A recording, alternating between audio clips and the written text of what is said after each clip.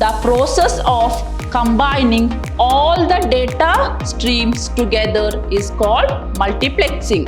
So here frequency division multiplexing is an analog technique. In the synchronous TDM, the time slots are predefined. In asynchronous TDMA, all the slots are fully utilized.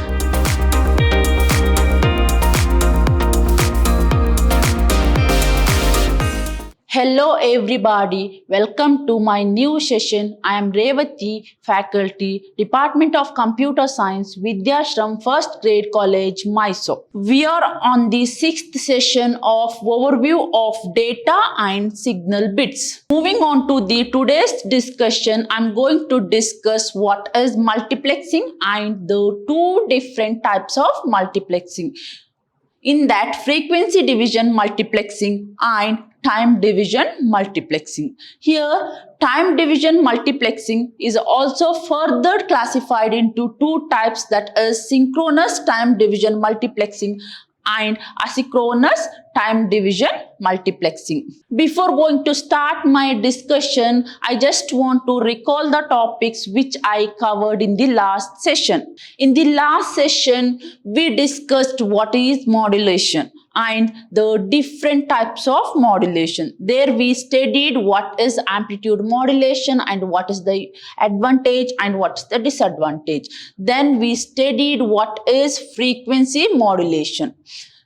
There also we discussed what are the advantages of frequency division modulation and the disadvantages of frequency division modulation. At the same time, we also discussed what is phase modulation. At the same time, we discussed what is the advantages and disadvantages of phase modulation. Before going to start what is modulation, let me to consider a small example. Consider two persons A and B.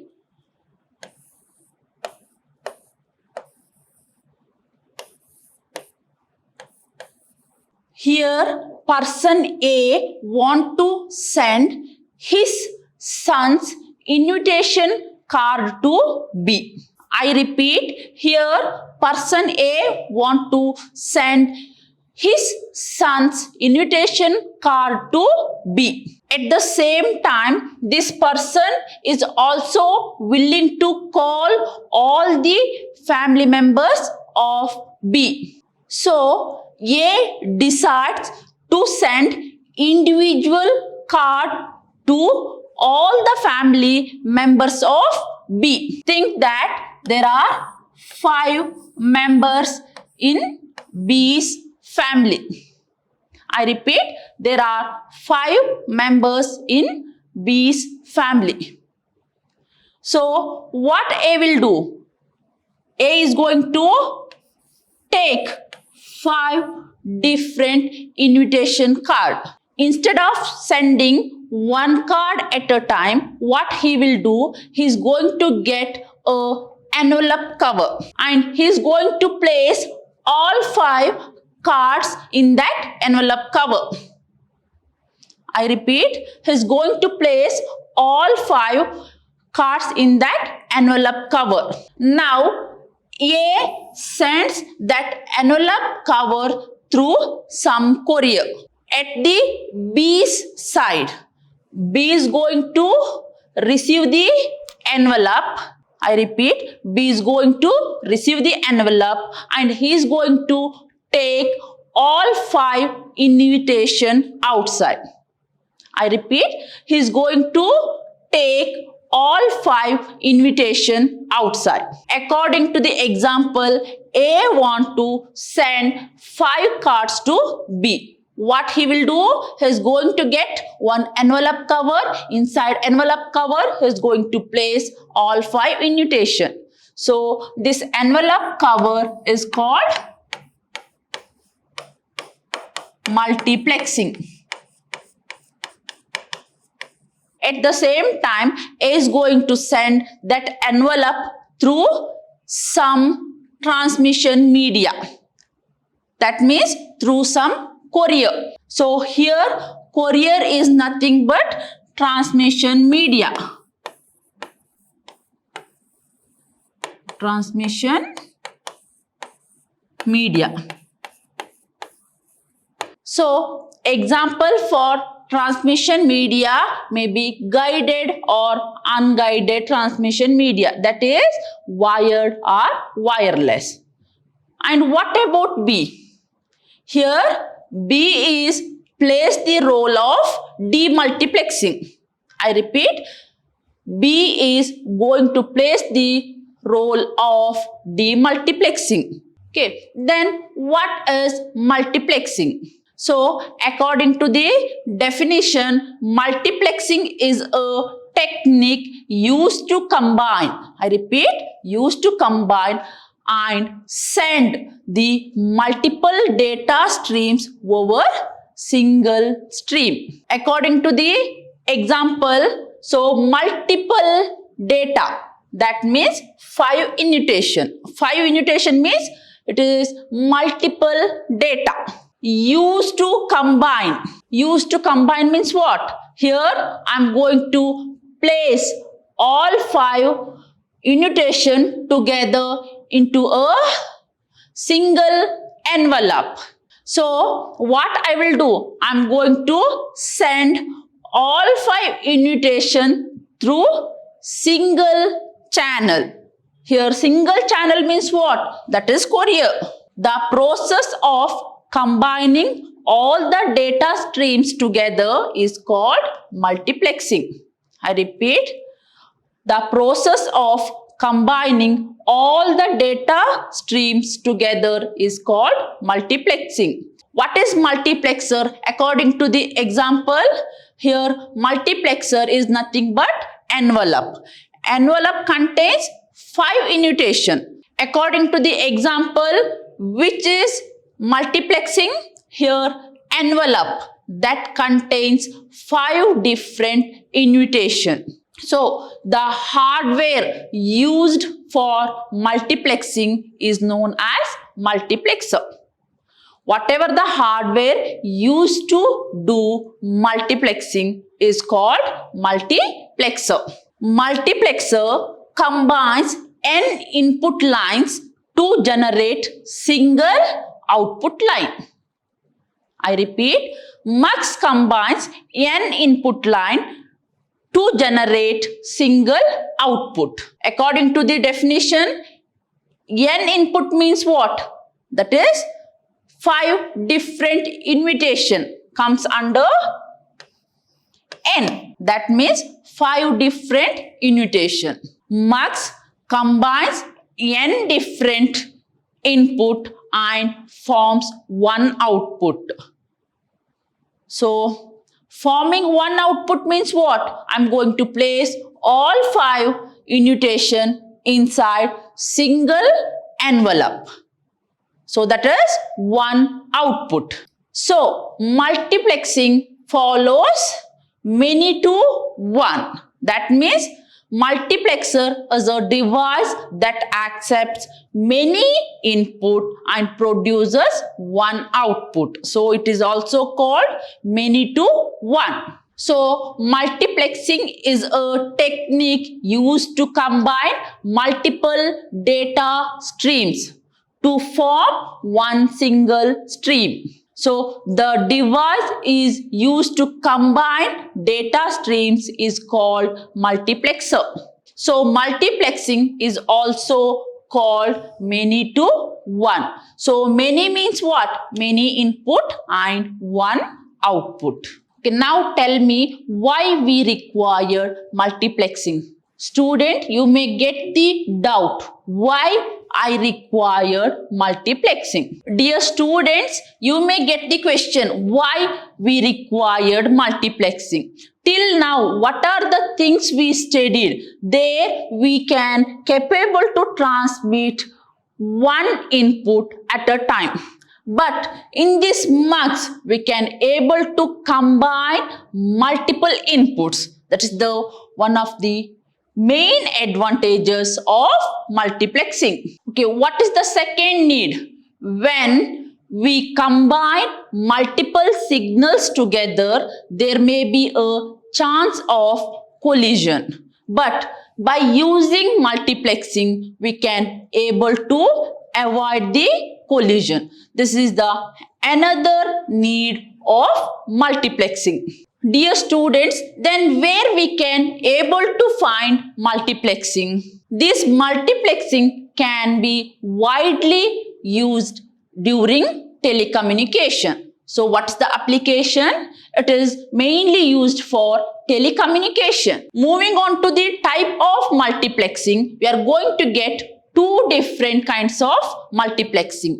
In that first one, it is frequency division multiplexing, and the second type, it is time division multiplexing. So the time division multiplexing is also further classified into two types, that is synchronous time division multiplexing, and another type is asynchronous or statistical time division multiplexing. Before going to discuss the type of multiplexing, let us discuss the concept of multiplexing. According to the definition, we know that multiplexer is a device that accepts n input. So what is the input for this mux? It is n input line. Then what is the output from the mux? It is one output line. But at the end, we are going to get demultiplexer. So demultiplexer is a device that accepts one input and it is going to produce n output. So according to my example, what is mux? A envelope cover with 5 invitation. According to the example, what is n input? That is 5 invitation is n input, and what is the output? That is envelope cover that contains n input. Then what is the transmission media? It may be a courier or it may be a postal. But at the receiving end, what is the input? That is single envelope. Then what is the output? The single envelope that contains 5 invitation. Moving on to the type of multiplexing, first we are going to study what is frequency division multiplexing. In short, it is FDM. So here, frequency division multiplexing is a analog technique. I repeat, it is a analog techniques. Here, all the bandwidth, that means all the available bandwidth of single transmission media is subdivided into several channels. So consider this. This is the frequency range. Frequency range.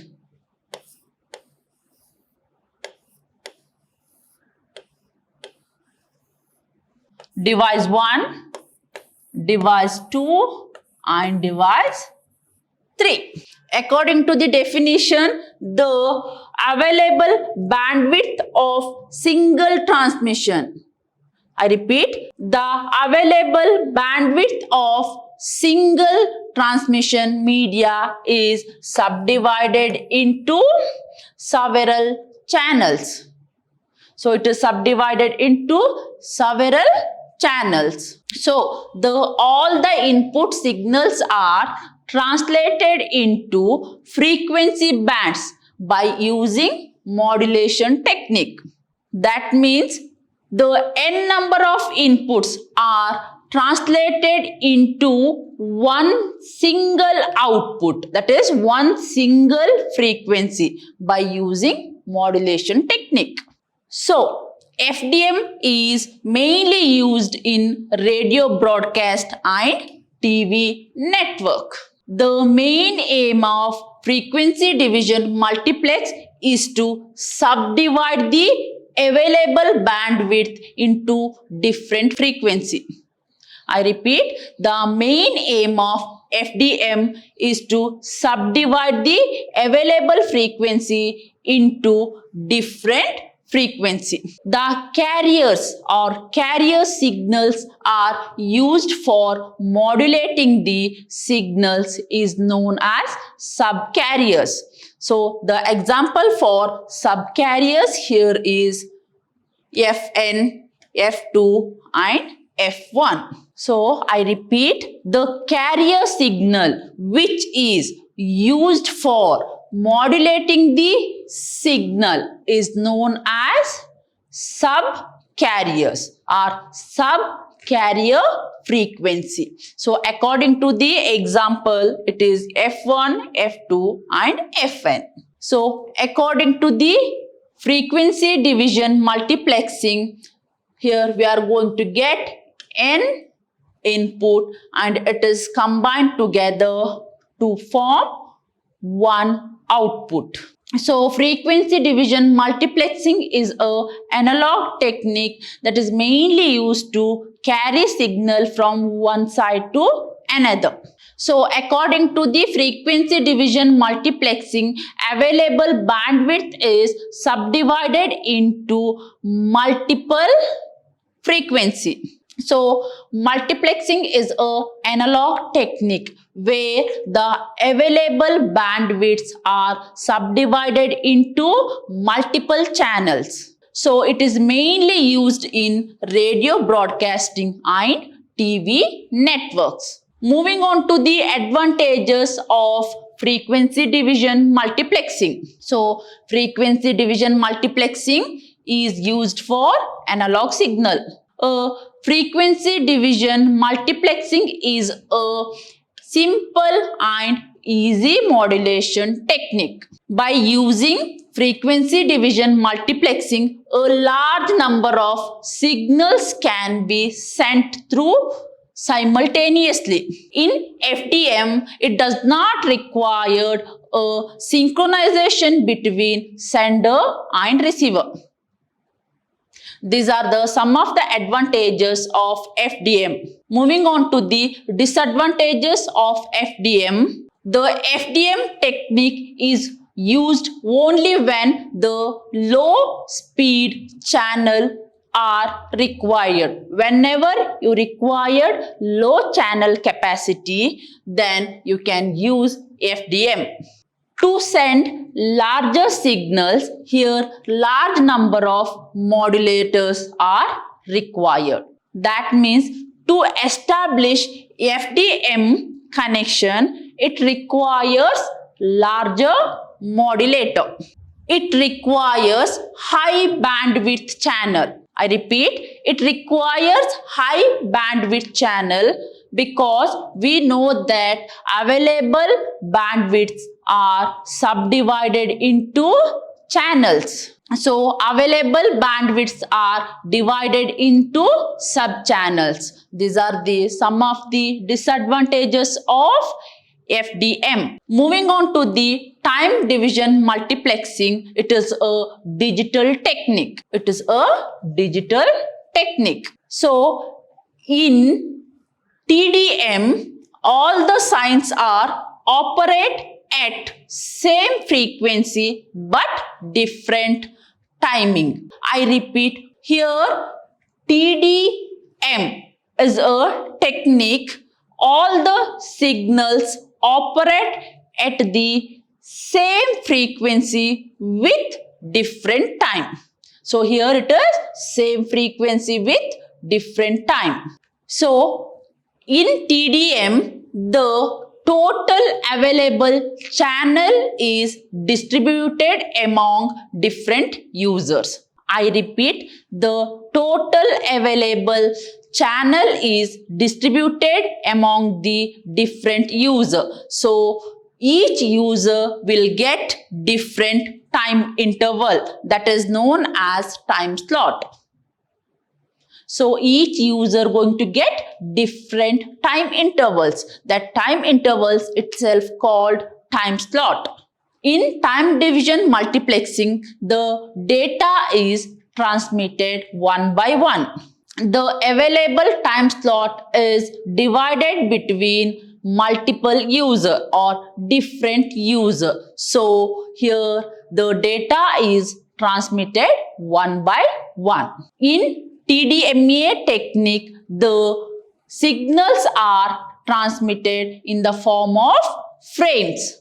I repeat, in TDMA, the signals are transmitted in the form of frames. In certain situation, it can be used to multiplex both analog and digital signals. I repeat, there are certain situation it can be used to multiplex both analog and digital signals, but it is mainly designed to multiplex only analog signals. There are two types of time division multiplexing, that is synchronous time division multiplexing and asynchronous time division multiplexing. Before going to start synchronous time division multiplexing, let's see the difference between FDM and TDM. What is FDM? It is analog. It uses analog signals, where TDM, it is digital. It uses digital signals. In frequency division multiplexing, a frequency is shared. That means frequency sharing take place, whereas in your time division multiplexing, time sharing is going to take place. That is time. The TDMA is mainly used in digital audio mixing, whereas this FDM is mainly used in radio broadcasting and TV network. These are the few difference between FDM and TDM. Dear students, let's discuss what is synchronous TDMA. In synchronous TDMA, the time slot is predefined to every device. That is pre-assigned to every device. In a given time slot, irrespective of that the device want to transmit the data. I repeat, in a given predefined time slot, the device must contain data. In a given predefined time slot, the device must contain a data or not. Suppose if the device does not contain any data, then it is kept empty. I repeat, if the device does not contain any data, then that particular device is kept empty. In the synchronous time division multiplexing, the signals are sent in the form of frames. I repeat, the signals are sent in the form of frames, as well as time slots are sent in the form of frames. So this synchronous TDMA is used in T1 multiplexing and ISDN multiplexing and SONET multiplexing. In TDMA, the signals are sent in the form of frames, as well as the times is also sent in the form of frames. If there are n inputs, then there are n time slots. I repeat, if there are n input, then there are n slots required in synchronous time division multiplex. So here the time slot for each and every devices are predefined. Moving on to the asynchronous time division multiplexing. This is also called statistical time division mux. Here time slots are assigned to the device only when that device want to send the data. I repeat, in the asynchronous time division multiplexing, the time slots are allocated only when that particular device have data to send, and it is also responsible for sending the data to active device. In asynchronous time division multiplexing, it dynamically allocates time slots to the device. It dynamically allocates time slots for each and every device. In asynchronous time division multiplexing, the speed of input line can be greater than the capacity of the channel. I repeat, the speed of input line can be greater than the capacity of the channel. So, in asynchronous time division multiplexing, it accepts all the input data and creates frame, but it does not contain any empty slot. I repeat, it does not contain any empty slots because the time slots are available to the user or device when they want to send the data. So, there is no empty allotment. This asynchronous time division multiplexing is also called statistical multiplexing. Here, TDMA, that means asynchronous TDMA technique, dynamically allocates the time slot for each and every device. Moving on to the difference between synchronous and asynchronous time division multiplex. What is the first difference under synchronous TDMA? So, here many slots are not used because at the beginning itself the time slots are allotted. In asynchronous TDMA, all the slots are fully utilized. In the synchronous TDMA, based on the request, the time slots are allotted. So here we can able to see only the active devices. The second difference under synchronous time division multiplexing. The second difference here is if there are n sending device, then there are n time slots. I repeat, if there are n sending device in TDMA, that means in synchronous time division multiplexing, then there are n time slots. That is n device equal to n slot.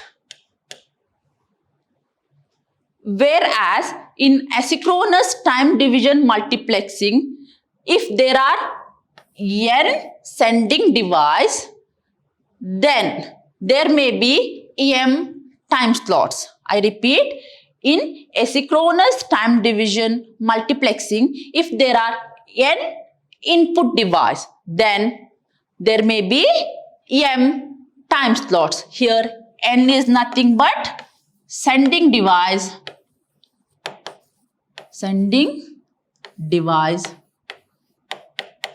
then m is nothing but time slot. So, where m is always less than n, that means the allotted time slot is always less than the number of sending devices. These are the two major difference between synchronous time division multiplexing and asynchronous time division multiplexing. Dear students, today's class we started with what is mux. Then we studied the types of mux. Under types we studied what is time division multiplexing and frequency division multiplexing.